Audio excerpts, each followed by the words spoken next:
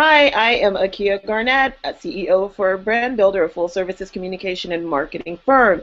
And I am so glad to bring to you a young entrepreneur who's also a student and he's doing amazing things. Perhaps you have heard of the brand YesManWatches. Well, I've got Nathan Resnick with me, and he's doing double time.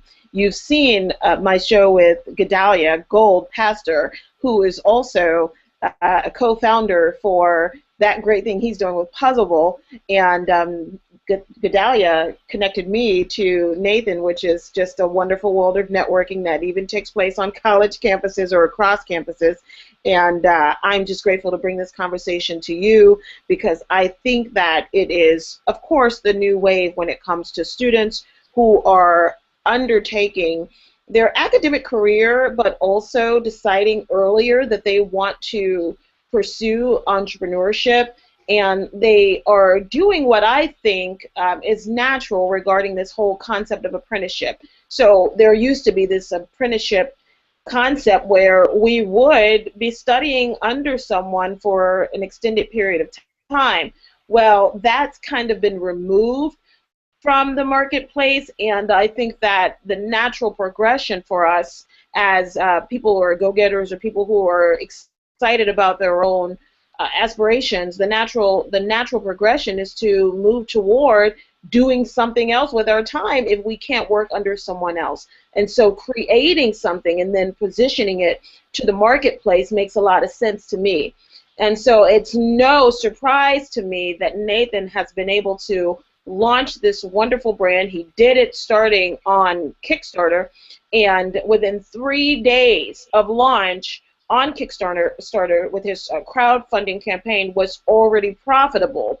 And that is, of course, attributable to so many great things regarding having a really good idea, the market being prime and ready for what he had to position, but also some maneuvering that can only be done in the mindset of someone who's really excited, interested, and determined to make a splash in the market. And so without further ado, I would like to introduce to some and reacquaint with others, none other than student entrepreneur, Mr. Nathan Resnick. Welcome to the Akia Garnett Show. Akia, thank you so much for having me. It's a pleasure to be on here. Thanks for taking your time to speak with me. I'm excited to speak to our listeners today. Hi guys, I'm Nathan Resnick. I'm the founder of YesManWatches. I'm also a junior at the University of San Diego. And I'm really excited to speak today. Let's get it going. Awesome. Now, let me ask you something, Nathan. Why now? Why launch YesManWatches while you were in school or before school? And why not do it after school or in some other season in life? Why was this so important and necessary? For me, I mean, YesManWatches started in January. We launched on January 13th through a Kickstarter campaign. And being a college entrepreneur, you got to realize two things. First and foremost, what's neat is you get to apply those principles and concepts that you learn in class to your business. So, for example, I'm a finance major, and in my accounting class, when we're talking about spreadsheets, I can apply those principles that we learn to the actual spreadsheets that we use for YesManWatches. Secondly, you got to touch on the actual college market. YesManWatches, one of our segmented markets, is college students and high schoolers. I can sell directly to my classmates and universities across the country, so I'm able to utilize our campus as a marketplace for YesManWatches. So really the timing was right, and being a college entrepreneur, you get to utilize the resources your university provides, whether that be an incubator on campus or a business planning competition. Really what it's all about is digging deep and taking the step and being proactive towards utilizing these resources. Awesome. Now tell us more about YesManWatches. I love your products. I think they're very attractive. I love the glasses as well, not just the watches. Tell us about your product and tell us where you're now seeing them be sold. I know you've got some clients outside of the U.S. marketplace. You're global. Tell us all about that. Definitely. So the idea for YesManWatches came from a belt buckle. And one day I was shopping, I saw this neat buckle apparatus where you slide the strap through the buckle and the buckle caught on notches in the strap. I'm always thinking how to apply innovations in other ways. So as I was checking the time on my watch, I realized this belt buckle could be applied to a watch strap. From then, I realized the benefits were right now all watches with leather straps have holes in them. That damages the leather and restricts the wearer to a certain number of sizing options. The YesManWatches team and I have developed a new patent-pending buckle apparatus where you just slide the strap through the buckle and it catches on notches in the strap. I'll show you guys, give you a quick demonstration on camera. Just slide it through like this, and it's that easy. It's really a game changer in the watch market, and so far the response has been incredible.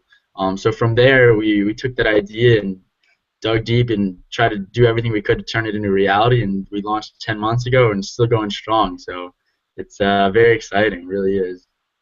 Wow. Now, how were you able to be profitable after 3 days, having launched your crowdsourcing campaign? Now, to me, of course, knowing business and numbers, it tells me you've had some really low operational costs. That's what it says to me, but I could be wrong.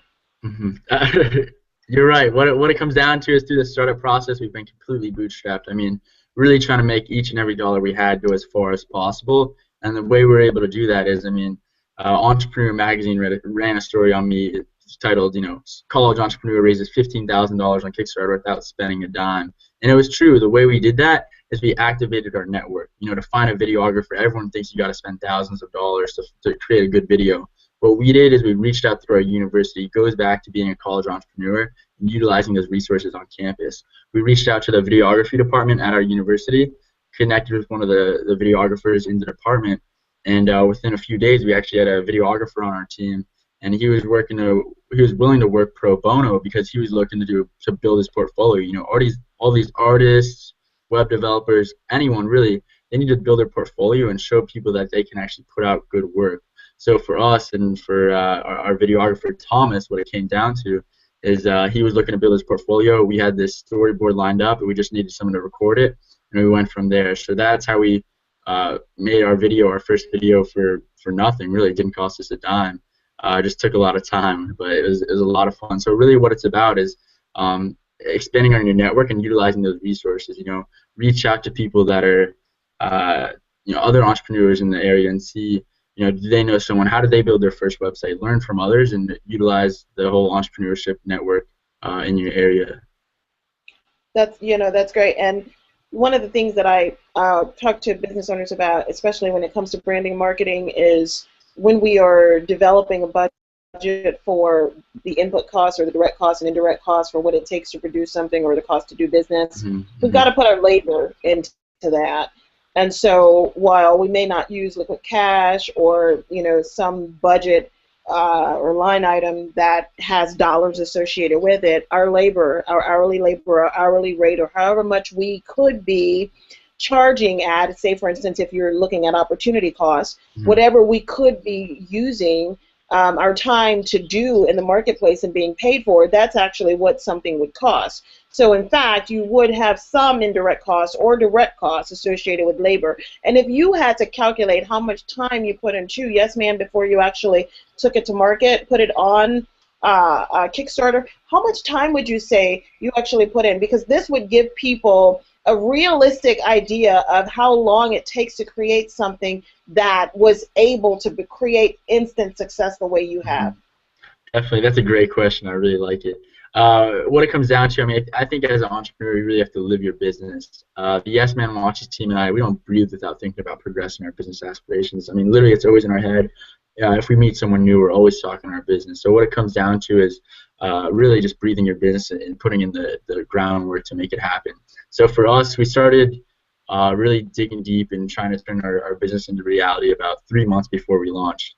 The hardest part of that, as you said, was kind of figuring out how we're actually going to produce these watches.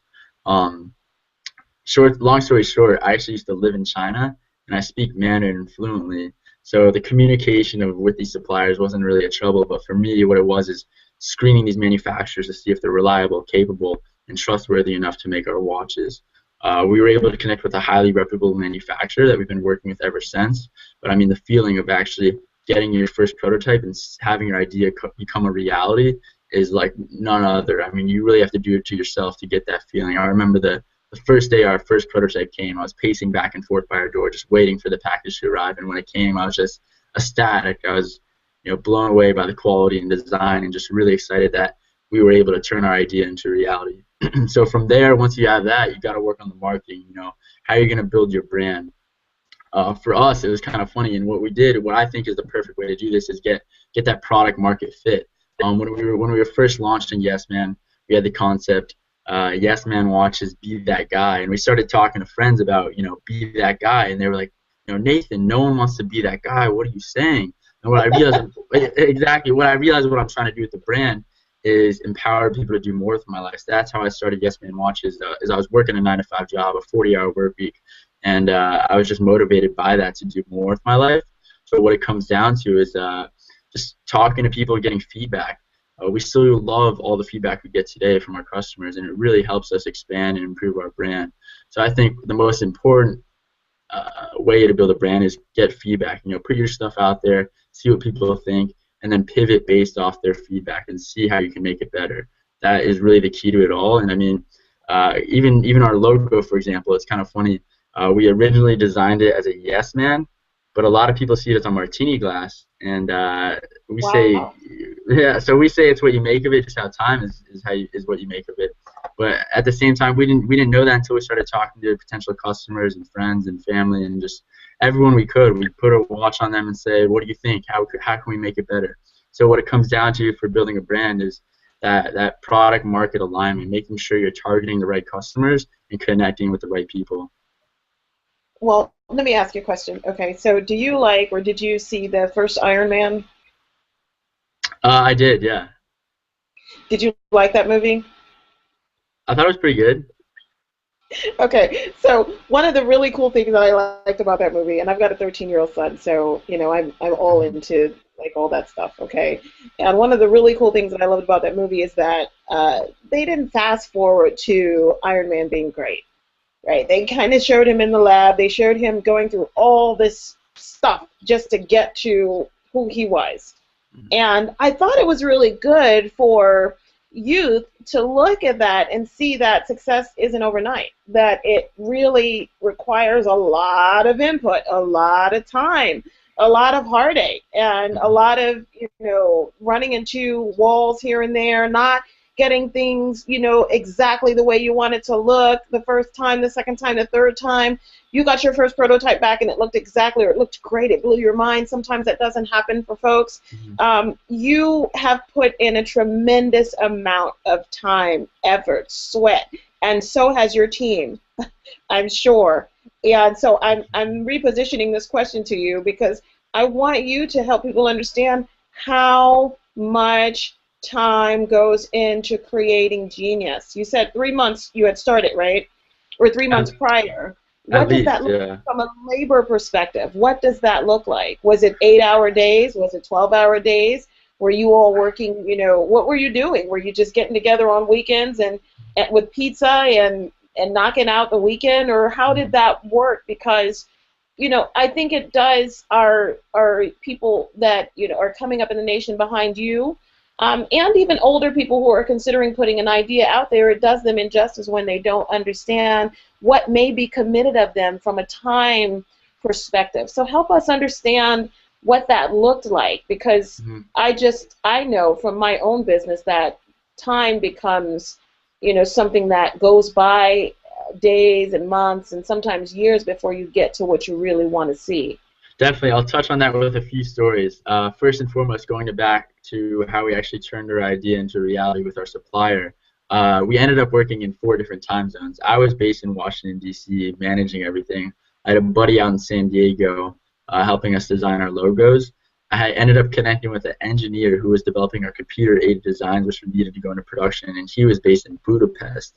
And we have our manufacturer based in China. So every day I'd get up at 7:30, go to work till 5, be home at about 6, have dinner, and then start working. I'd be up till about 4 or 5 a.m. every night. And what it came down to is 4 or 5 a.m. my time in Washington, D.C. was 4 or 5 p.m. in the afternoon in China.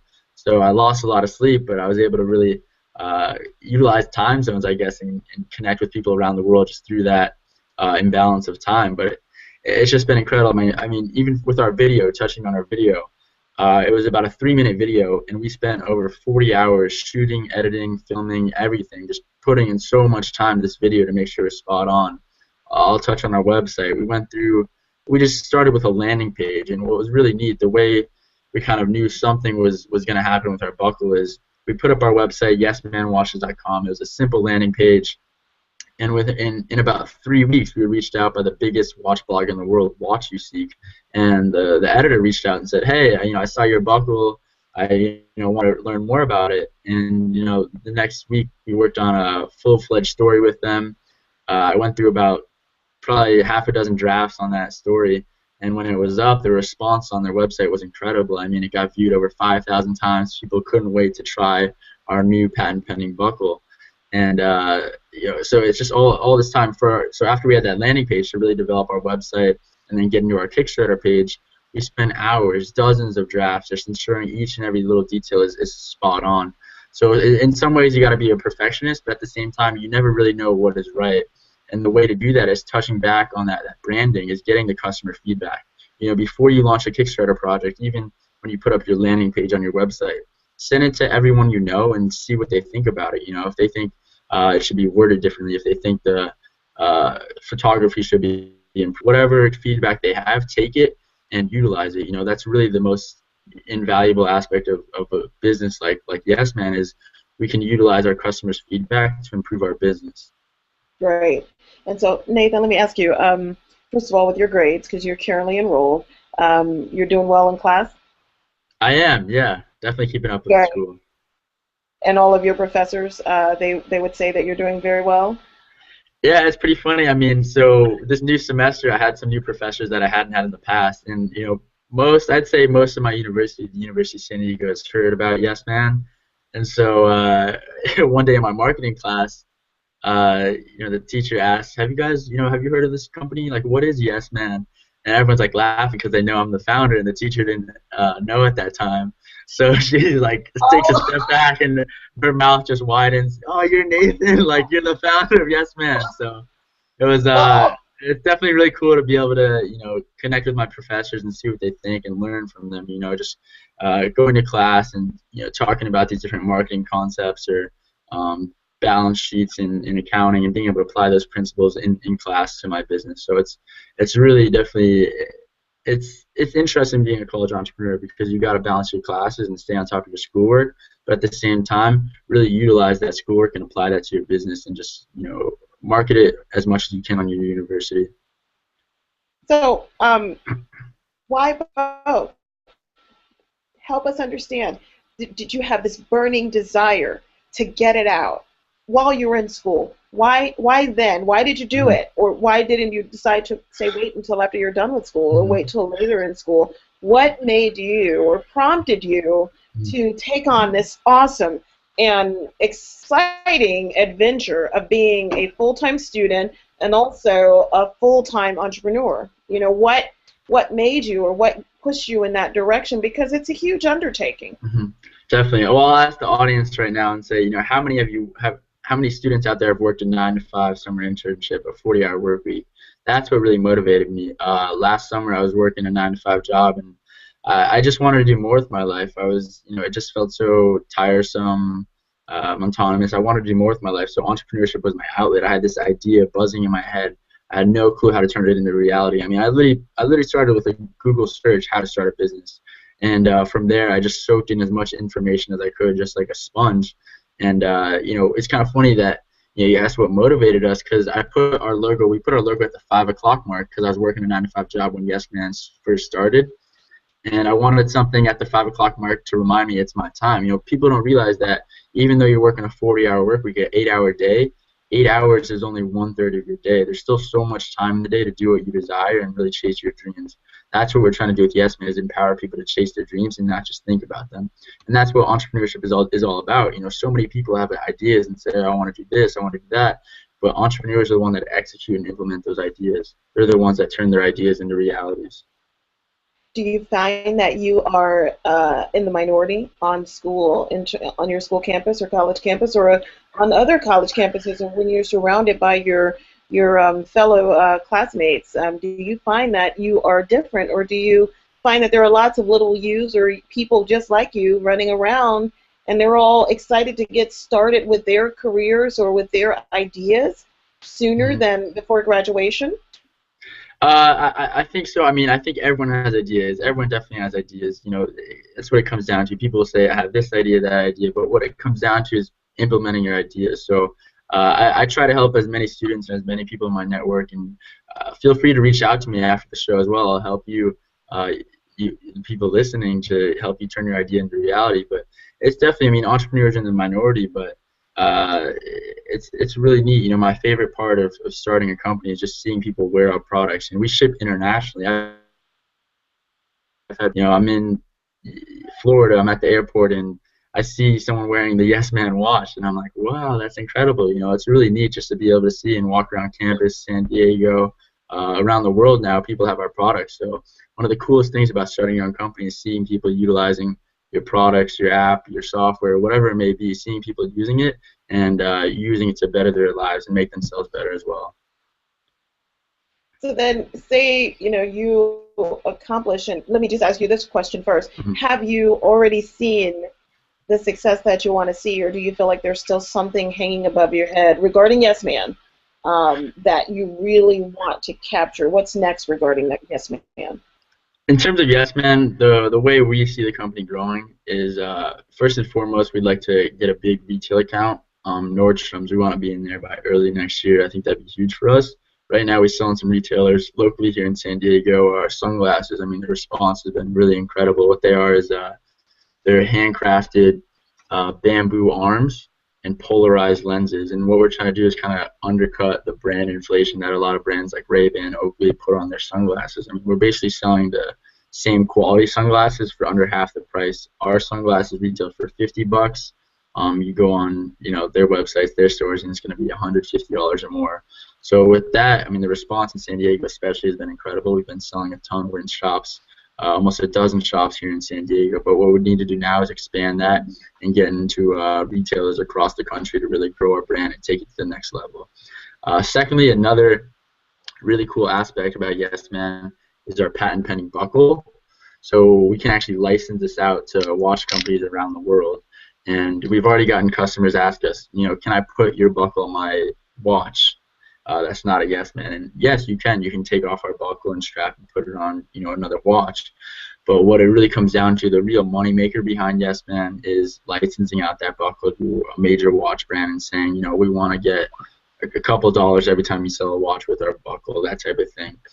So we see Yes Man as a way to validate and confirm the value of our patent, that people are actually interested in this type of buckle. So every time we sell a watch, we're adding value to our patent.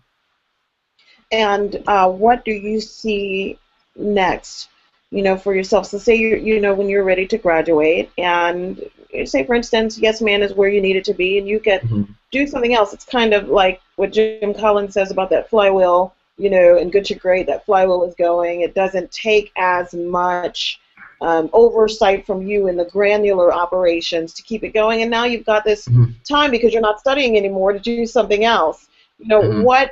What is next for you? I think I want to continue to start companies. I don't think I'm really going to work for anyone else my whole life. I mean, or at least have some ownership in wherever I work. I'll let you in on a little secret. We're actually working on a new watch line. It's called Azula, and what we're doing is we're taking fabrics from around the world and putting them on a watch face. So we're creating the first ever fabric-faced watch, and each fabric represents an underprivileged child across the globe. So every time you buy a watch, you're helping support that child's life with food, water, and shelter.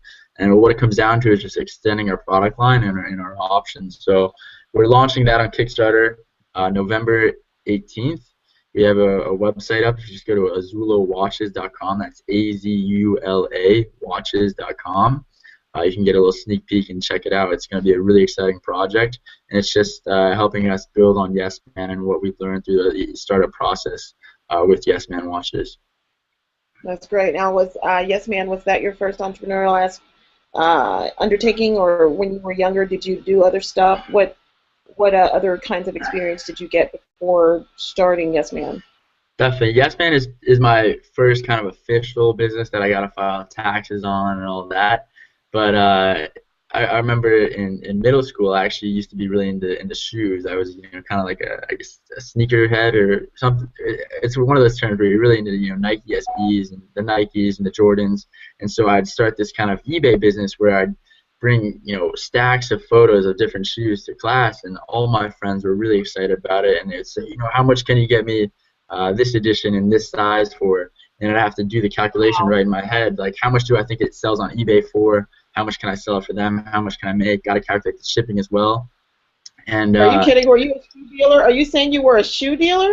Basically, yeah, that was my first really entrepreneurship experience right there. And I'd go around with these stacks of photos in classes, and just everyone at school kind of knew me as the sneaker guy. It was called N&M Kicks.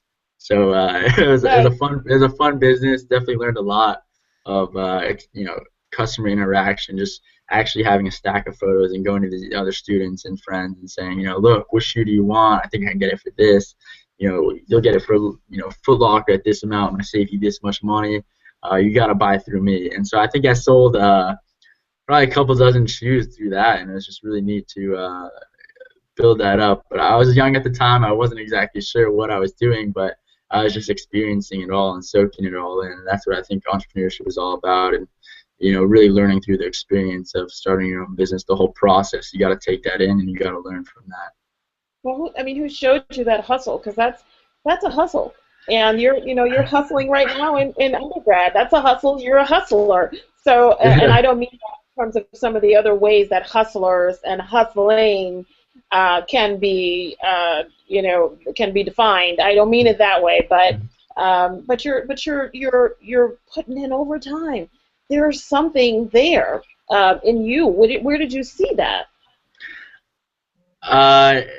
I'm not exactly sure where it stems from, but you're right. I mean, a lot of people say, a lot of people ask me, Nathan, when do you sleep? And for me, it's just really exciting to be able to build up these brands and companies and get responses and see people wearing our products. That's really the most valuable aspect of it for me, is getting the feedback. I really appreciate that. Everyone that's tells me how I can improve and redesign our products and make them better. It's really exciting to see that and hear that, and just expand through that, really. But I mean, at the end of the day, is it when you lay down at night, is it money that you're excited about having generated? Is it a sense of accomplishment for yourself? Is it an I did it sort of thing? I mean, what is pushing you to do all this? What had you taking around catalogs to catalog pages in high school and middle school as a sneaker guy? What has you putting in double time right now in undergraduate school? What has you launching a new watch line soon, and so many other things that I'm sure are going to come about in your future?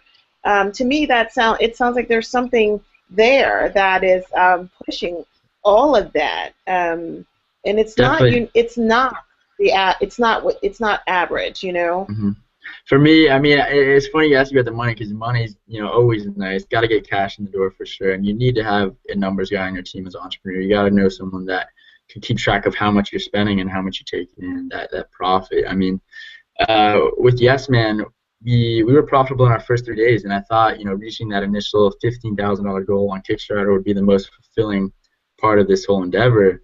But for me, the feeling that I got when I first received our first prototype was much more fulfilling and much more satisfying than actually reaching that initial Kickstarter goal.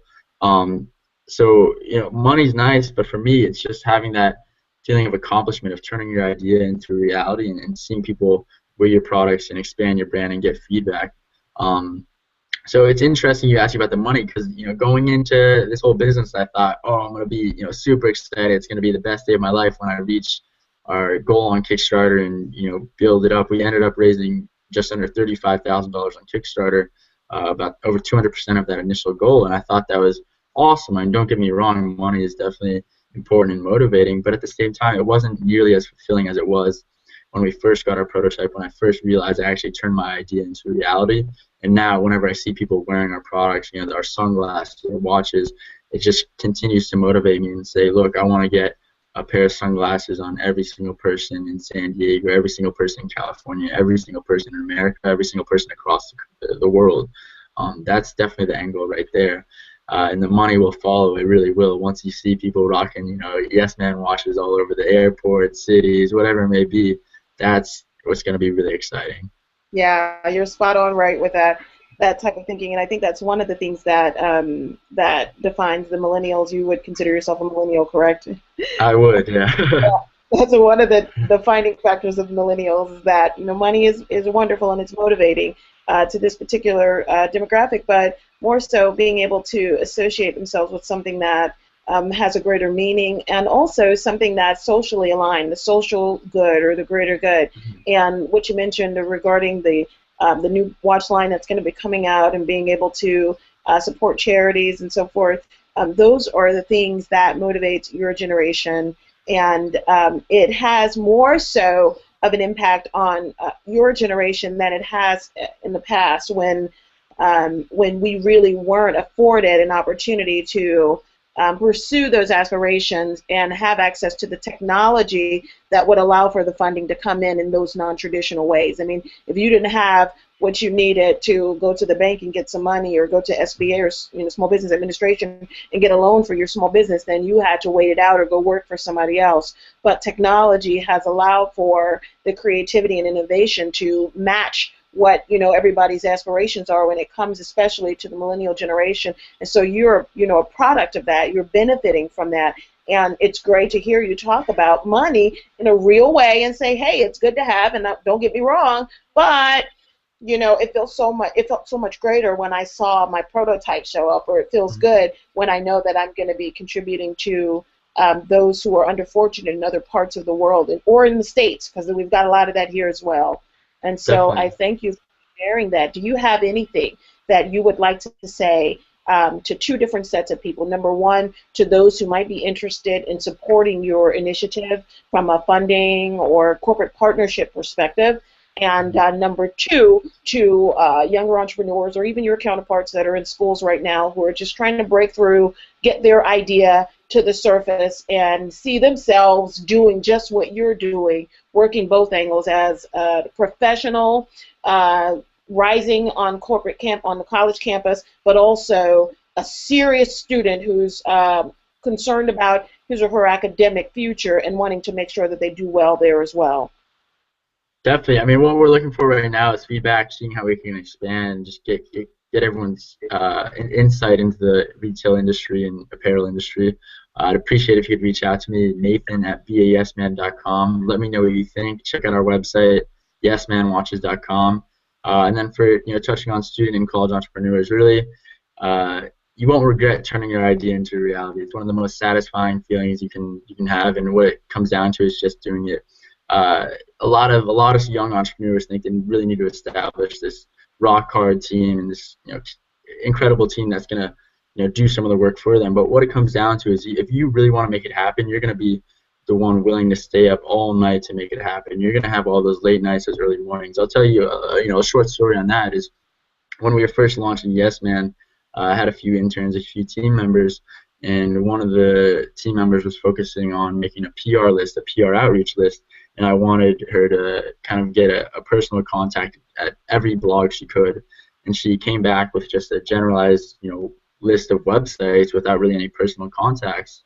And I, asked her, maybe we can get more personal contacts on this. And after about 2 weeks, it was still about the same. So, I stayed up all night one night and made a list of about 150 blogs, media outlets, from the Huffington Post to Gear Patrol, and got personal contacts at each one of the blogs and made it happen. So a lot of times it's not necessarily about outsourcing the work, but it's about doing yourself and having that drive to make it happen. I mean, if you have someone on your team that isn't as motivated as you should realize that early. Entrepreneurship and entrepreneurs need to realize that if something isn't working out on your team, it's better to let go earlier than later. I've had a lot of friends that have started their own businesses or gotten into partnerships that unfortunately didn't do so well for them because they were the ones, really trying to make it happen, and another person was sitting back and soaking it in. But entrepreneurship, like you said, is a hustle, and you've got to be willing to pour your life into it. But go for it. Honestly, you won't regret it, and you never know what will happen. That's the exciting part of entrepreneurship.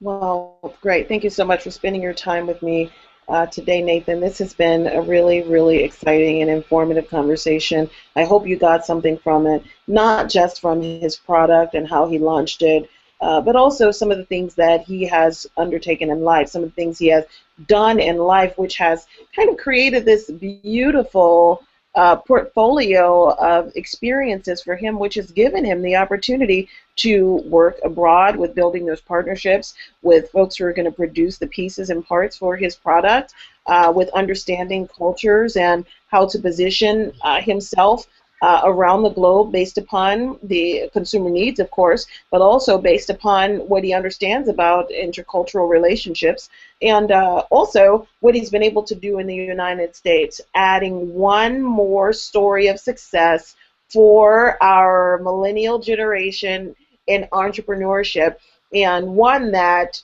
quite frankly, transcends the millennial generation, one that is a lesson that can be taught and learned from by Generation X and the Boomers and others. I mean, it's just, it's a classic story, and it's one that, I encourage you to follow up on with Nathan, find out how you can be of support to him as he's growing, but also find out how he can add value to whatever it is that you're doing, because it appears as if he has extended his hand for a handshake in terms of helping you excel as well. And so thank you again, Nathan, for being on with us on the Akia Garnett Show. We're really excited for you to have spent part of Tuesday branding with us.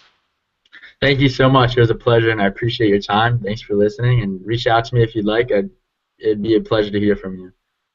Great. Tuesday Branding is put out by AkiaGarnett.com. Visit AkiaGarnett.com, and you'll find out about the upcoming guests that we have, programs, topics, and the show times, and partners that support us in our journey. You can also find out about the show that I do with Kick Fanny's Big Thinking, and that show is broadcast on kickfanny.com every Tuesday at 6 p.m. And then on Tuesdays, My Brand Chat and iBrand Chat. It is a weekly tweet chat that's been running for over 2 years, and you will be able to spend time with Nathan Resnick on that as well. He'll be my guest this week for Tuesday Branding on My Brand Chat. And so we'll see you tonight on Twitter. Take care, and remember to think big.